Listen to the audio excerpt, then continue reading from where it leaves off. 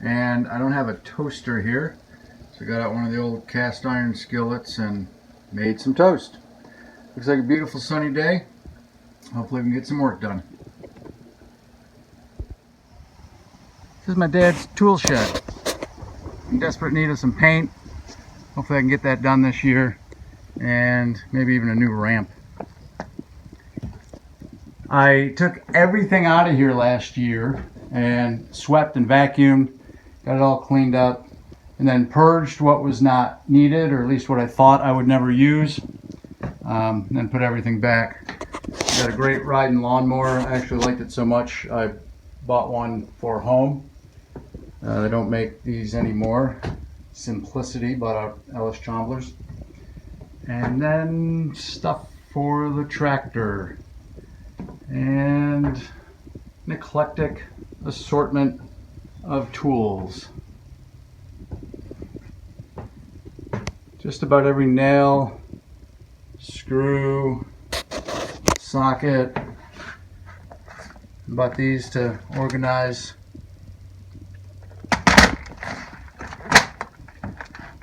stuff, never knowing what you'll need. Power tools.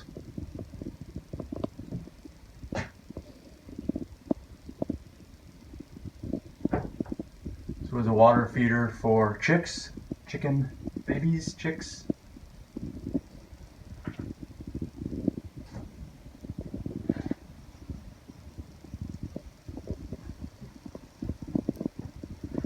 Pipe wrenches, hoses, and tools, either with new handles or handles that will break when I use them. That's what makes it fun.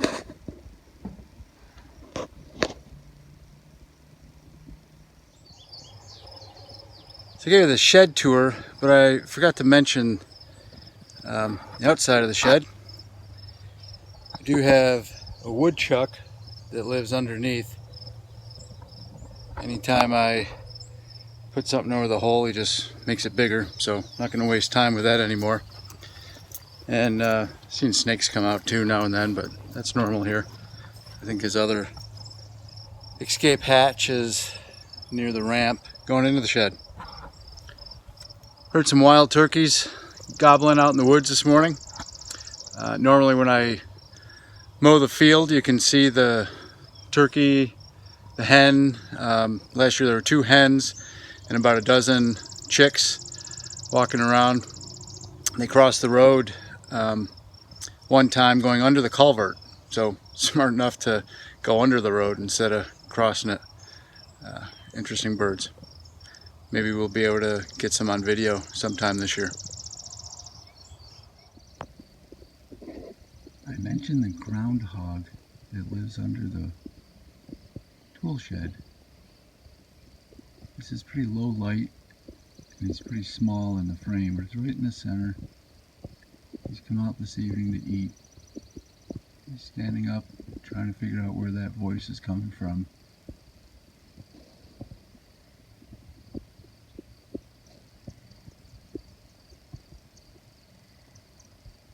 We'll let him have his dinner. When I pulled out the first laundry line pole, that's in episode Get It Done, if you haven't seen that, I mentioned that if any engineers had ideas on how to get the other pole out easier, please come and do that work for me. I actually had somebody take me up on that. Not only am I going to get an engineer, I'm going to get a hell of an engineer. A friend of my son's from Georgia Tech is interested in coming up to visit. But I think he was computer science engineering. So I don't know how that's going to help with pulling out the pole. Second good news, I remembered that my brother had mentioned how to get a mechanical advantage on a pole like that by wrapping a chain around it and then pulling straight up. So I plan on loosening the dirt on the second pole using the tractor bucket, wrapping a chain around it, and then pulling straight up. So let's see what happens.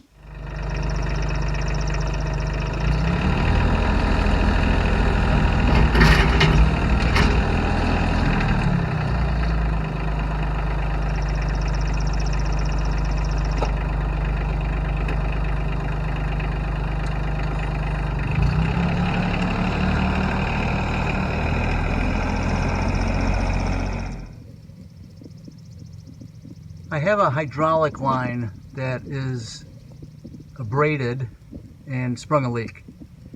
So I'm going to see if I can get it off to get a new line made. This side is a quick disconnect coupling, be no problem. The other side I got to get a wrench on it and get it off. Typically when I get involved in these projects, since I don't have a clue what I'm doing, I get like hydraulic fluid all over myself. So wish me luck.